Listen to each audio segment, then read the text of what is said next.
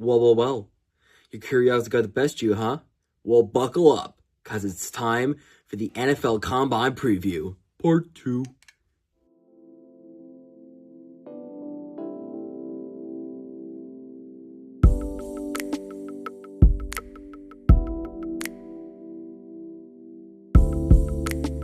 Hey, welcome back.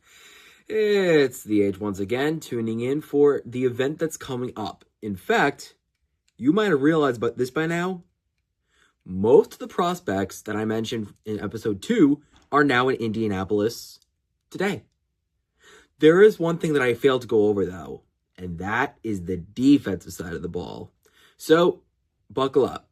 We're changing ends of the field here, from the offense to the defense. So, if any of you are ready, like the video, subscribe, drop a comment, whatever, because this is gonna be fun.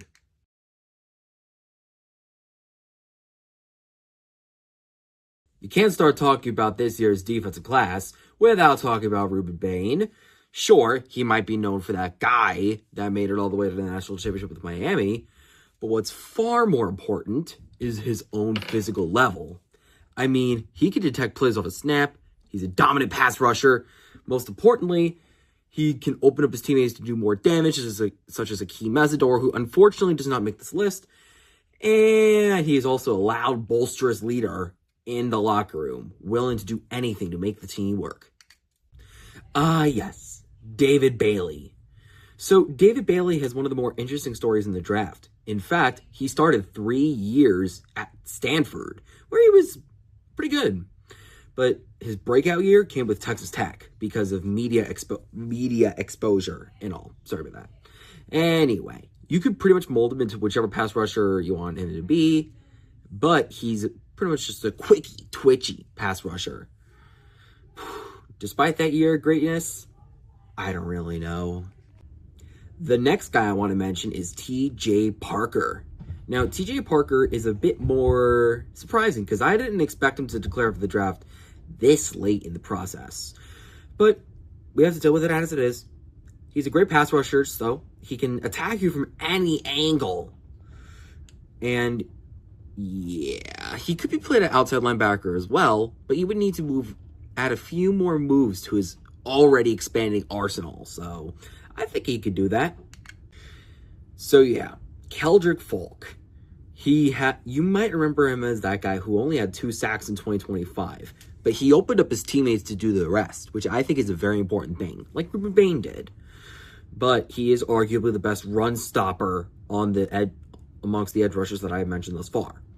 Also, he could use a little on-field experience because his playmaking ability, not so good because of the diagnosed, play that he thinks it is.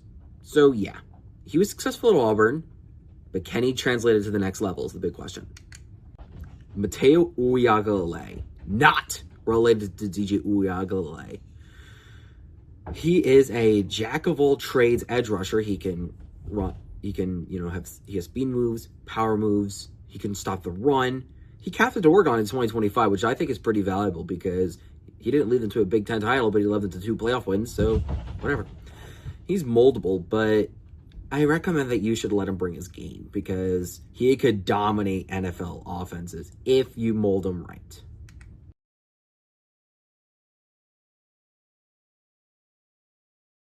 Up to the big boys, huh? Well, we're going to start with Peter Woods. Peter Woods is short for a defensive tackle, being 6'2" and 320 pounds. He could be placed at defensive end, but he's mostly a jack of all trades. He can pass rush, he can stop the run, He had somewhat of a low productivity at Clemson, an underwhelming career at like 5 sacks total. But he has stopped the run, so really worth it anyway. Christian Miller, 1-year starter at Georgia. Here's the thing. The only reason why he started that 1 year at Georgia was because they had practically nobody left. Proved himself, he was a star, but that's what Georgia's known for, making stars. The only issue with Christian Miller is there's really nothing he excels at. He's not exactly a jack of all trades, but he's not really a master at anything either. But he's a bit more reactive rather than proactive to, his reading of not defense, but offensive formations. Take that into account. I was just being silly there. Yeah, Amari Washington is probably controversial because he probably shouldn't have gone in the draft, but it's probably too late now. But yeah, he specializes in pass rushing, but he's able to withstand big hits. Partially because of his height. He's like 6'5". It makes sense. He needs to work on stopping the run and getting to the ball carrier. Yeah, his racing angles aren't exactly the best. I bet many of you do not know this one. Grayson Holton, D tackle for Oklahoma, started for 2 years straight, and yeah, pretty much one of your more, light-footed people. He's heavier to take down though, especially since he's like 6'2", like Peter Woods, but he's sub 300 pounds. He's an elite pass rusher and can play from any angle on the defensive line, so you can use him wherever you want. Aaron Graves, my personal favorite pass rusher here. Unfortunately, he's last on the list. He was a 4-year starter at Iowa and actually was a captain of a top 10 defense for Iowa between 2023 and 2025. Yes, the same stretch where they had a top 5 rushing attack. They were dominant, but they only got ranked once this past year, and for good reason. He's experienced on the field. Yes, Aaron Graves is pretty experienced on the field. He does come from Iowa, so he is a native to Iowa, yeah. However, he is less dense than most defensive tackles on the field. He is a bit more of a defensive end kind of guy because he's, 6'5", 290 pounds. So you could place him wherever you want on the defensive line. I don't care, but I'm just saying.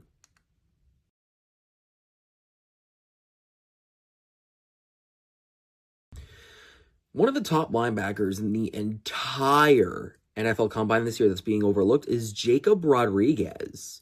Yes, that Jacob Rodriguez that was at Texas Tech. He is a very versatile linebacker, having 7 interceptions, 4 forced fumbles, a sack, and 3 defensive touchdowns scored. That's a lot in 2025.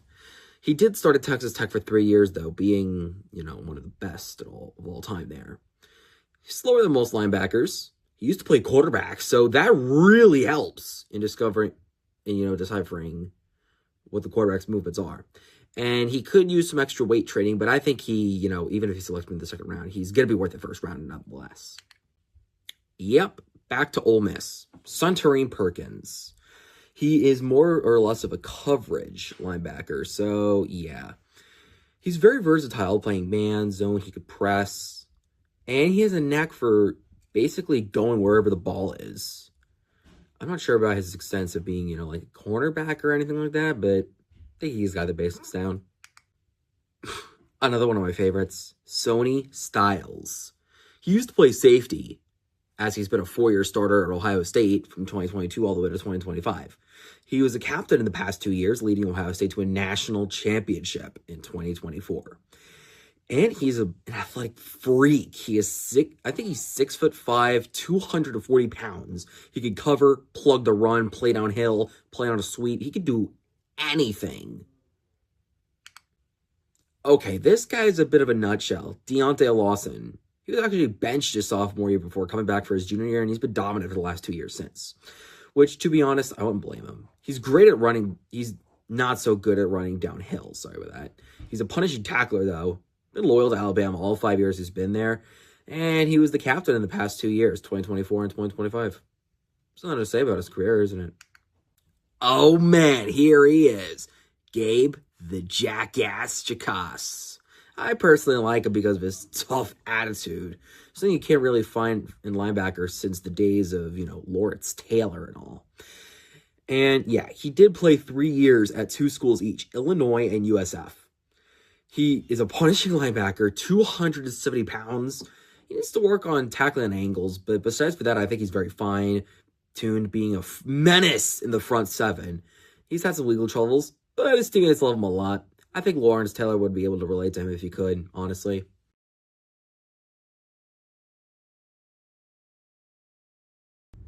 Interestingly enough, you've gotten up to the middle linebackers. Those guys in the middle field, C.J. Allen is probably one of the more dominant of those guys in this year's draft class. He was a 3-year starter at Georgia.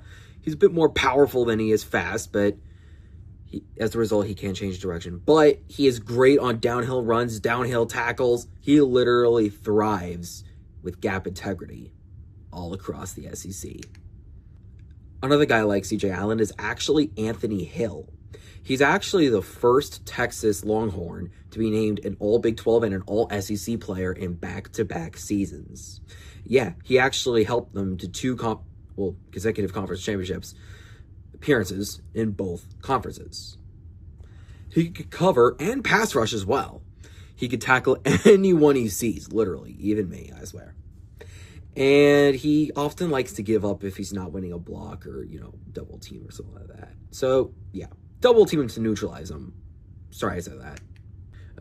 Here comes another one of those one-year stars, Avril Reese.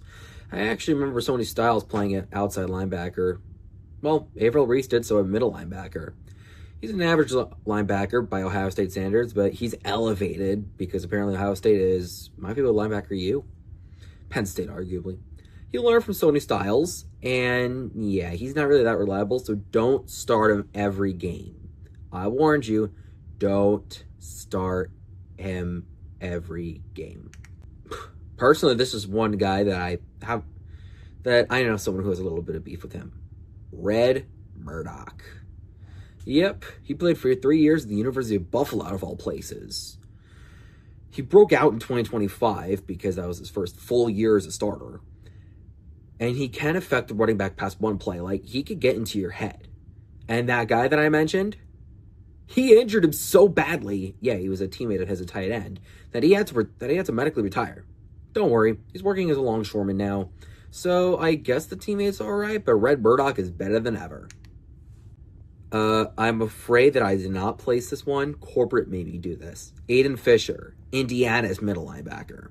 He's an overall athletic linebacker. He could pass rush. He reads offenses almost instantly.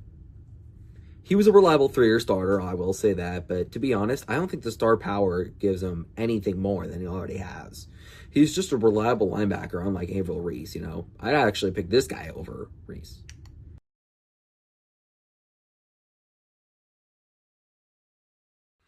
The next guy I want to mention has a ridiculously weird name. His name? Mansour Delane.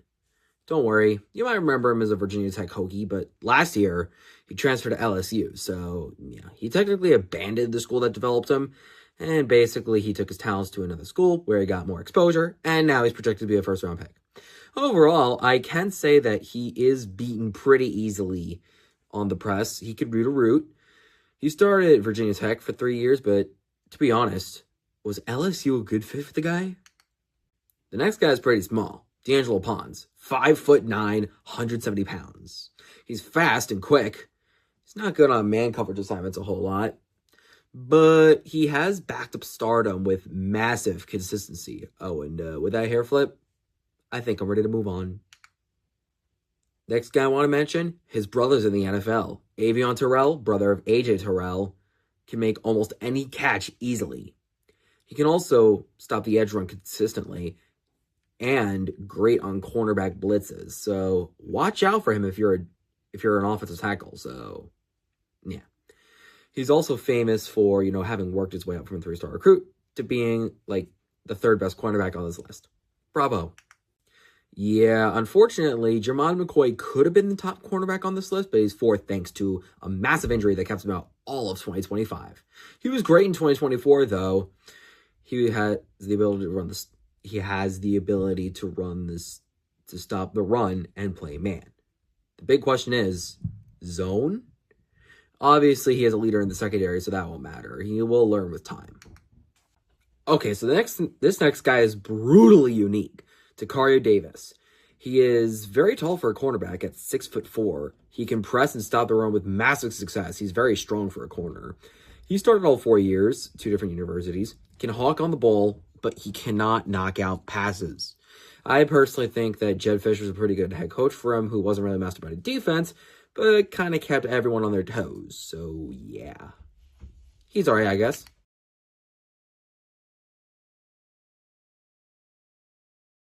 So, yeah. The next guy I want to mention is arguably one of the best defensive players in all the draft. Comparable to Ruben Bain, Caleb Downs. Yes, the Caleb Downs. He has played in a pro-style scheme. He's very versatile.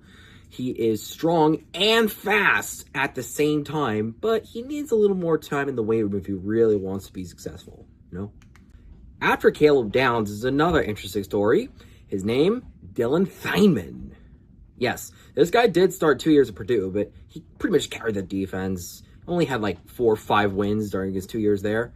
He later transferred to Oregon, and I'm puzzled that he was even able to start.